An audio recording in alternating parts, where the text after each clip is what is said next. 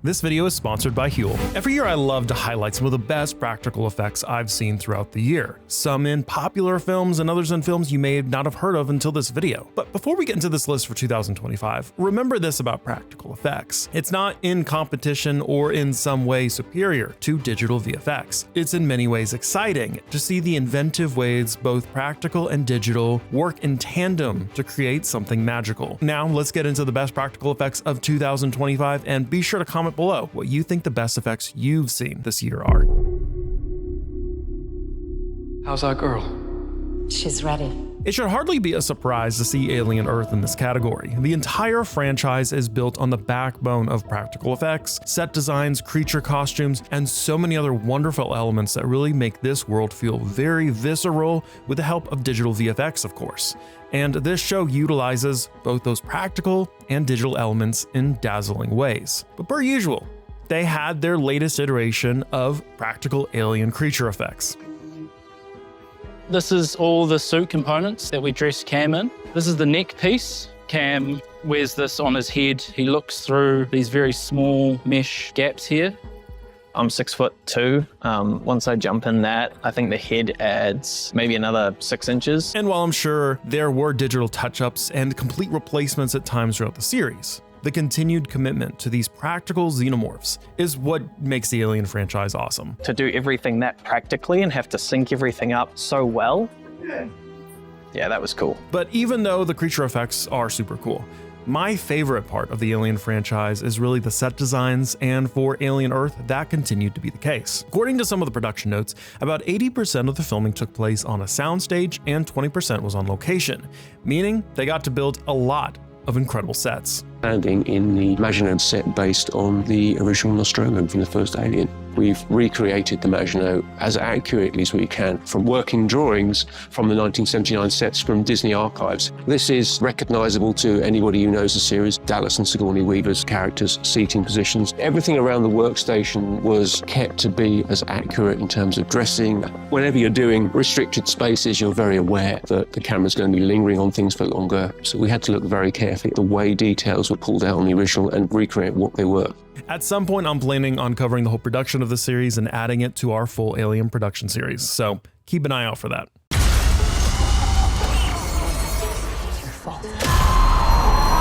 Okay, so Ash is one of my favorite films of the year. Is it derivative of other sci-fi, thriller, horror films? Sure, but there are a lot of fun surprises along the way and some absolutely insane sequences mixed with vivid color, a driving score, and in general, just being a trippy movie. The director of Flying Lotus, who also composed the music for the film, actually said he learned how to make CGI effects from YouTube in preparation to make this film. But don't let that fool you. This film was chock full of practical elements, from the set design being inside a door manufacturing plant, to miniature effects, to inventive lighting effects. All the lighting and the mooding of the film per se really helps, because it really determines the tone of the movie if you pay attention and where it's going and where it's coming from. Lighting has a purpose in the movie. It's not just to be pretty and beautiful. It's part of the storytelling. And so when you have the beauty of practicality, I think it's the biggest gift that any actor / director could ever have, because the vision is there. This is just one of those B movies that is executed at such a high level that it's definitely worth a watch. Is it a perfect movie? No, but it's definitely one you should check out if you haven't. I plan on potentially covering this film as well with a space series I am planning for the new year. Welcome aboard to Staten Island Ferry. Ever since Disney IP has started becoming public domain, we have gotten some interesting films like Winnie the Pooh, Blood and Honey 1 and 2, Peter Pan's Neverland Nightmare, and Bambi the Reckoning. But for this video, the one I found interesting this year was Screamboat, a play, of course, on Steamboat Willie.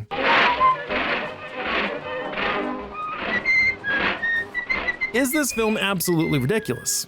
Yes. But it features a lot of cool practical horror elements that I would have gotten into for this film, and its practical effects, if not for the one giant practical effect featured in this film, the boat. Yes, that's right, the boat scenes are all on an actual New York ferry, or at least a retired one. Now this you might know, SNL star Colin Jost and former SNL star Pete Davidson actually co-own a bright orange decommissioned ferry and agreed to let the filmmakers use the boat as a set. To prepare for the authenticity of it though, director Stephen Lamort said that he would ride the normal ferry 15 to 20 times a day, thinking about how to block all of the scenes based on the real-life experience of riding the boat every day. We were looking at all the little hatches, where could a mouse come from, or what's a great place for a potential scene to happen. But once we got there and we were able to see the areas the public doesn't get to see, that's when things got really interesting, because we're walking around this surprisingly massive engine room or being in the captain's deck where we're doing some of those iconic Steamboat Willie moments.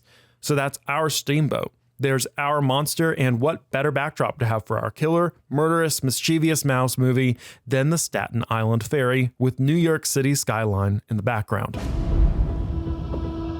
Everything okay up there?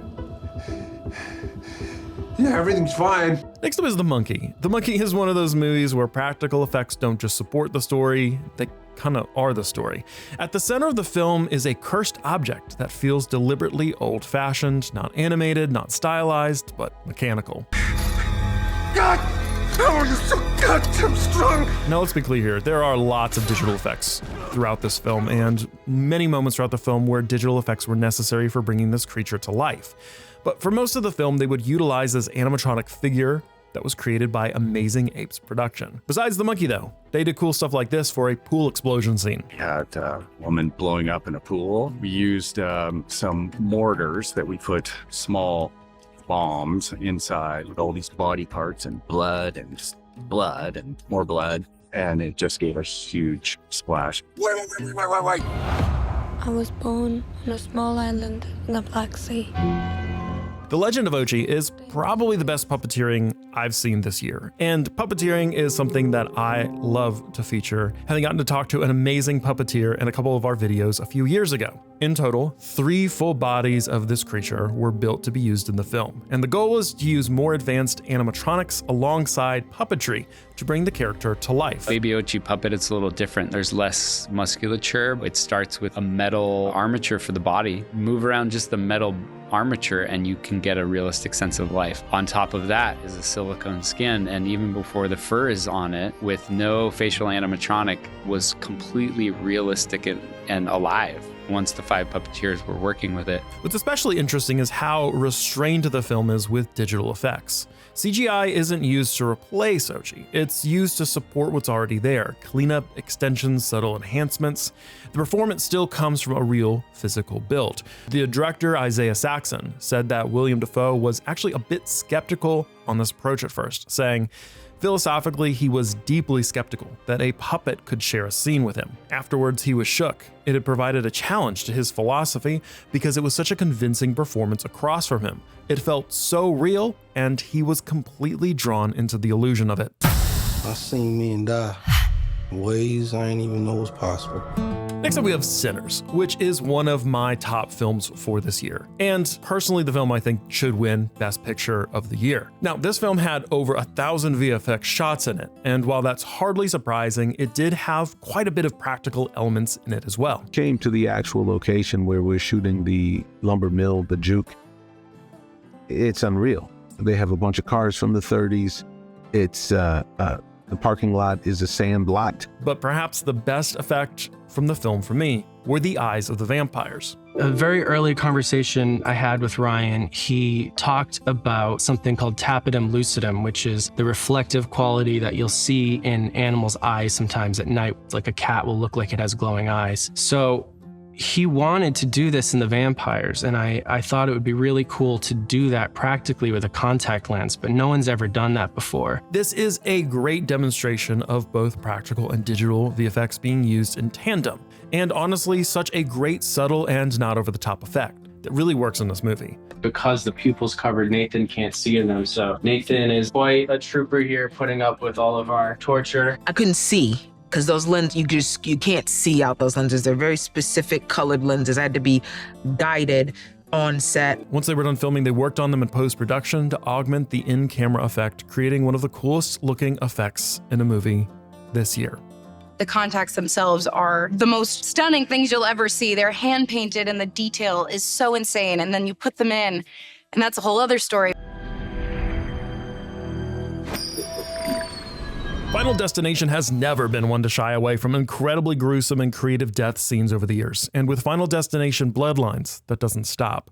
But one really cool effect that caught my eye for this movie was that trash compactor death scene. I'm sick to my stomach laughing because these arms looked so real. Well, of course, there were elements of this that were added in digitally. It's actually quite surprising the method they used to do it and how much in camera they really got for the scene and how much that really does add to the performance. We built a rig that people use in construction that has all the pins in it that allows you to find the angles of a corner. It's very unnerving and unsettling because you see this piece of metal coming at someone's face and then all of a sudden the metal stops, but it keeps growing around the rest of their face. Speaking of practical effects, I've been doing a lot of them this year for both my YouTube channel and my clients. And if you've been around this channel long enough, you know that it's been a really busy year for me. I travel all around the world to do video production outside of YouTube, and it can be a lot. One thing that's always really hard for me is trying to get back to eating healthy again while on the go, especially when I get back home from a long trip. Thankfully, today's sponsor, Huel, is here to help with that. I personally enjoy being able to start the day off well with some protein, and Huel's ready-to-drink bottles are great for that. It's really nice to just be able to grab one and go, especially when I'm mentally somewhere else, when I'm packing bags, or running out the door in the morning to catch a flight somewhere, or waking up early to get to the production set for the day.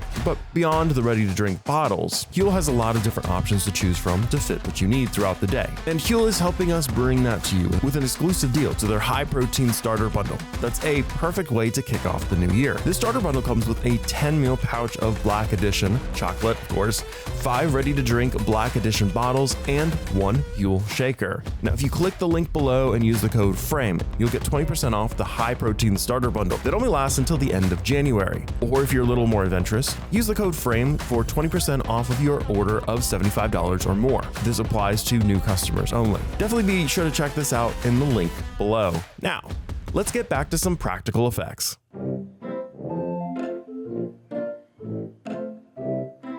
28 years later was chock full of many practical effects as well, and on location shots that were incredible. But one really stuck out to us when we covered this film earlier this year. Before any information had been released on how they shot those infrared nightmare sequences, we went down a bit of a rabbit hole based on some behind the scenes photos, and a camera we could not quite figure out what it was. Turns out it was a Panasonic EVA-1. So what makes this 2017 camera so special? This rather strange footage from Philip Bloom, showing trees with white leaves and an almost hauntingly beautiful sky, was acquired on the EV-1. It was shot in infrared by essentially removing the IR cut filters and by utilizing some kind of lens filter that only lets through a select light spectrum. This is the same effect used for Dune Part 2 for when they are dueling under the black sun. But it's an interesting camera that we really did not hear anyone talking about for this production. I always love a good practical in-camera effect. Hi, Mickey. Are you experiencing any vertigo? Next up is Mickey 17, which many people had circled on their calendars for 2025, especially with director Bong Joon-ho at the helm. And while for some, those expectations didn't match the results, there is still a lot to appreciate in this film from the practical effects aspect, especially the set designs. The set designs for Mickey 17 were designed by Fiona Crombie, who has a couple of Oscar nominations for production design, most notably for the film Cruella. But while checking out some of these set designs of the behind-the-scenes materials, it reminds me a bit of like a cross between Alien Romulus, Stargate Universe, and The Expanse in its very industrial-like design, followed by some very comedic notes in the posh design and colors like you'd see in the series Avenue 5. 와 이제 미술 감독이 협의를 해서 여기 컬러 배치들을 했는데 되게 이렇게 블루나 민트 톤의 이제 콜드한 톤의 라이팅과 이렇게 옐로우 따뜻한 톤이 잘 섞여 있잖아요. 그리고 다른 미키의 방이나 나샤의 방 같은 데 가면 정말 구질구질하고 막 복도도 좀 더럽고 그런데. But like with Alien Romulus, a lot of the set is built practically, with the usual blue screens and sometimes open ceilings you can see in some of the behind-the-scenes materials. Of course, the director has been known in the past for his penchant for practical effects and minimizing the use of green screen when possible, something Chris Evans noticed while working on Snowpiercer. saying it was incredibly helpful with the tangible environment as opposed to Marvel. When you're talking to green screens, imaginary aliens, everything was right there and you could touch. While at the same time, the director talked a lot about how VFX helped bring to life his complex film Parasite that had over 400 VFX shots. So while the director isn't afraid of digital visual effects, he does like to make aspects of the sets tangible for the actors. It was really pretty much the first day of shooting. Like the sets were just so incredible, and it's this strange combination of feeling like a huge, totally immersive set, and just has enormous that scale that's in sci-fi movies. But the practical sets were not limited to just the interiors of the ship, but also some of the outside elements, like an ice crevice that was constructed and then also likely extended somewhat digitally. I think overall, this, like Director Bong, is all about attention to detail and a feeling of immersion. And so for me, I have been off and on, in and out. Being in this set, you're kind of just like, oh, I'm right back in. It's not too hard to imagine. We're not on a green screen. So I appreciate that. And speaking of ice, for parts of the planet sequences, they covered this massive room in salt. To give it that snowy, icy kind of feel, they would film in the studio over the course of 4 weeks. Now for this in particular, they would film at Cardington, which is the studio that used to house old airships. This is also the location that Christopher Nolan used to build the Narrows section of Gotham City for Batman Begins. But even though this place fit the bill perfectly, the director admitted that the crew was really against going to film there for one specific reason. 이게 실제 입김인데 카딩턴이라는 데서 찍었었죠. 처음에 여기서 카딩턴에서 찍기로 할 때 이제 거대한 비행기 경납고 같은 곳인데 레드 제플린 같은 게 들어가는 거기서 찍자고 했을 때 이제 반대하는 스태프들도 일부 있었어요. 왜? 너무 추워서. This is a true story that happened in my town. Weapons is one of the more intriguing films of the year. This isn't a movie built around elaborate rigs or showy set pieces. Instead, it relies on physical performance, real locations, and grounded violence that never feels choreographed for spectacle. And it's a film that is so normal feeling that it adds to the intensity and creepiness of it all, perhaps because it feels so ordinary. The key with this film is that it's very normal, very average. Whether it's the family that's come back from the grocery store and they only kind of half put the groceries away, you get this slow buildup of things going wrong. It just escalates, but that the audience has bought into this town as being the most normal place in the world. And much like last year's film Oddity, this film ends up revolving around this one item, a mysterious tree that the antagonist uses in a secret ritual. It's a very practical effect that, funny enough, had a very digital beginning. We started with digital sculpts of the tree. We ended up 3D printing all these different parts of the tree. Then they got assembled and a bunch of different painters worked on painting it. And we ended up on this very creepy bonsai look with these very spiny, dangerous, black-looking leaves. For me, that's really what makes horror films like this great. Simple concepts and simple effects pull off something that feels grounded and more real. I had determined that the memory of my evils should die with me. Next up, we have Guillermo del Toro's Frankenstein, and this feels like a culmination of everything practical effects does best. Everything had a practical quality, and it speaks to a type of film that is an endangered species, I'd say. I'm not sure how many more of those there's going to be. There are huge sets, huge props, complex wardrobe. I wanted the movie to test the capabilities of every single craft in movie making. Guillermo del Toro has always approached monsters as physical sculptures first, something that must exist in real space before it can exist on screen. And here, the creature isn't treated like a visual effect to be perfected later, but a presence designed to be lit, framed, and performed against. The color palette for the creature was to make this thing that was pleasing to look at. There's beauty in ugliness. The makeup needs to tell you that he's made of pieces. Combined with real sets and period machinery, the film creates an environment where the monsters don't feel inserted. Digital effects are used, but only to support what's already there. The core performance still comes from an actor carrying a physical transformation through every scene. This is monster-making craftsmanship at its best, and we shouldn't be surprised given that it's Guillermo del Toro. Wait! Stop!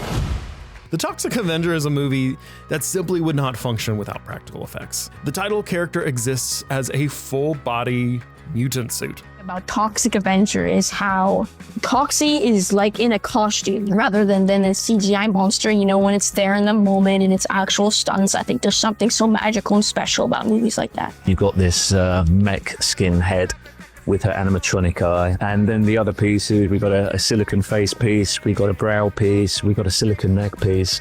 And then from there, everything down all goes to foam latex. Slime, gore, and destruction are handled physically, leaning into the absurdity rather than trying to smooth it out. Nothing here feels weightless or clean because the film isn't interested in any sort of polish. There's a kind of honesty in that approach. When everything is tangible, the comedy hits harder and the violence feels messier, exactly as intended. There's action sequences and gags, and I really felt like I wanted to do practically, and so it just seemed appropriate for this particular character, this particular world. They have like the guys who control like her eye movements in the suit, and it's really cool. Hi, very nice. Let's get this straight. We all lose our jobs if you can't pull off a miracle. F1 really has some of the most insane visuals of the year. It takes us away from a lot of the costume and creature effects and puts stars like Brad Pitt right behind the wheel. These aren't special effects rigs, movie cars made to look like real race cars. Brad and Damson are driving the cars themselves, going 200 miles an hour. That's really what makes films like F1 feel so immersive, especially in an IMAX environment. And while I'm sure, as we say ad nauseum through this video, there are many digital VFX additions throughout this film, but it's saying something when you're thinking about this practical element years in advance of filming. These aren't movie cars, these are race cars from the start that we developed with Mercedes-AMG specifically for making this movie. Mercedes-AMG in the world of F1 was an incredible partner, working hand in hand with their designers and engineers to find cavities under the radiators where we could place the camera recording equipment. One of the interesting challenges they had to filming this all practically, of course, was the vibrations that would occur while hurtling down the racetrack on 180 miles per hour. And it's pretty fascinating how they solve this problem. There's a bit of vibration isolation here. It is all manually done based on the kind of tires we have and how rough the track is, what time of day it is. There's so many variables, so we just have to send it out and look and adjust to each individual situation. This can't all be true. By now, Mission Impossible has become its own category of practical filmmaking with all of the crazy stunts that Tom Cruise does on the regular. But probably one of the craziest practical stunts from this recent film was the biplane sequence. Hey, sorry to bother you, Tom. Hey, Q. Chris McCoy. Hi, everybody. Hey, listen, I hate to interrupt, but we really gotta roll. We are losing the lights, low on fuel. The sequence involved Cruise climbing onto the wing of the plane, which was done against expert advice at first. The practice of going out onto the wing of a flying airplane is called wing walking. And that is who Cruise went to first, some wing walkers. And they said, "What do you want to do?" And Tom said, "I want to be between the wings of the plane holding onto the tension wires, and I want to be in 0G between the wings." And the wing walkers who do this for a living said, "That will never happen. You can never do that." And Tom said, "All right, well, thank you very much for your time." And Christopher McQuarrie went on and found some other wing walkers. I remember seeing them as a kid and really wanted to do that. And it was very, very demanding. Figuring it out, we start out these things and then we're in the middle of it. It's really about the kind of sketchy conditions Tom would find himself in up in the air. There was no radio, only hand signals could aid Tom in communicating with McQuarrie, who followed his plane closely. Tom goes up and is operating the focus in his own shots while flying the plane while acting. He is a one-man aerial crew. I always have to remind him to stop looking like he's having fun. Safety gear was minimal, to put it lightly, aside from the wires keeping Cruise from falling off it entirely. He didn't have any special clothing to protect him, nor some kind of oxygen tank, which sufficiently supplied him with air, which could be a deadly combination up in the skies. As McQuarrie put it, when you leave the cockpit of the plane, it's like stepping onto the surface of another planet. The wind is hitting you in excess of 140 miles an hour coming off of the propeller. The molecules in the air are so dispersed you're breathing, but only physically. You're not actually getting any oxygen. and the first assistant director, Mary Boulder, is sitting next to me and she's got a stopwatch. And when Tom climbs out of the cockpit, I'll say, start the clock. When it rained on days when I was like, oh my gosh, thank goodness, like my body can recover a little bit. It was exhilarating. It was intense, which I like, enormously challenging, incredibly painful at times. Yeah. Crews only had around 12 minutes up on the wing, as short bursts of time are as exhausting as a full-on workout in a gym. But being Tom Cruise, he would still push the boundaries by staying a minute longer in the air than is suggested, or by laying on the wing for an extended period of time, to the point where the crew wasn't sure if their lead star and producer just lost consciousness or not. That amount of force of air, I can't breathe. So I had to figure out how you're taking the wind and you're breathing down here like this. And I mean, the air particles coming off that propeller are traveling at the speed of sound. In the end, everything turned out just fine. No one got hurt, and the team were able to collect an abundance of footage when shooting the biplane sequence. Even so much that not every stunt made it into the final cut. Tom would do a stunt in the morning that had topped anything he'd ever done in his career, and then he'd go out in the afternoon and dunk on that 2 more times. There are so many big stunts just in that sequence alone, we had to cut some out.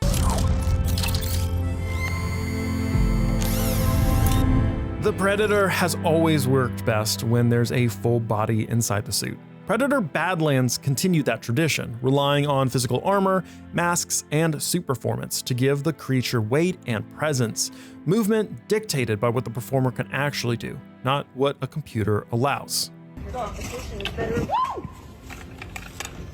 In fact, one of the fascinating effects that they pulled off semi-practically was when Ellie Fanning essentially was toted around like a backpack. They used several methods from wire work to pulling her around in a cart. But funny enough, right before they finished filming, they found the perfect method of her actually walking backwards with the Predator character and moving her body in a way that sold the illusion. But of course, according to the director, it was sad because they had figured out the best way of doing this only a couple days before production would end. And last up, of course, Andor continues to stand apart in all of the Star Wars shows in how it treats its world and the thought that seems to have gone behind it. Well, having a practical set around you is a gift. Yeah. Anyway, but when it's on Andor, when it's Star Wars, when it's Luke Hall's practical set, it's insane. It's the most incredible playground because every single nook and cranny and drawer and cupboard is full of life and specificity, even stuff that would never be shot on. So we had the gift and the joy to work on sets that were 360 degrees. You could go anywhere. The camera could follow you and you could get lost. With amazing locations and sets, it really stands out in an IP that seems to have lost itself in recent years. Now, if you liked all of this practical effects and this video, you should definitely check out our video highlighting the best practical effects of 2024 right here.